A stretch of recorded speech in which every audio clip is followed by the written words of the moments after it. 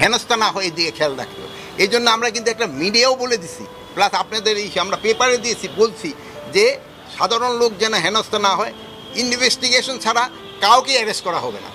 এবং আমি ডিবিরে আজকে ইনস্ট্রাকশন দিয়ে দিছি, তাদের পরিচয় ছাড়া, পরিচয় তারা নিজেরা দিবে, তারপরে ধরবে।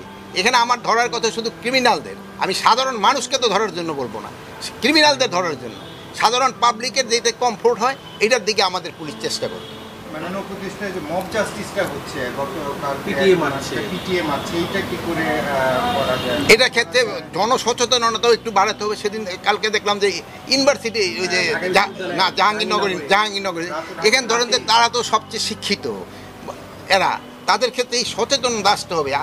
মানে হয় একজন অন্যায় করলে তারা আইনের হাতে সোপর্দ করেন, কিন্তু এই আইন তো আপনার হাতে তুলে নেওয়ার কারো কিন্তু অধিকার নেই, আইনের হাতে তাকে সোপর্দ করতে হবে। এটার ক্ষেত্রে আপনারাও একটু আমাদের সাথে কাজ করতে পারেন, জনসচেতনতা বৃদ্ধি করতে হবে, যারা ইনোসেন্ট লোক যেন কোনো অবস্থায় কোনো হেনস্থা না হয়।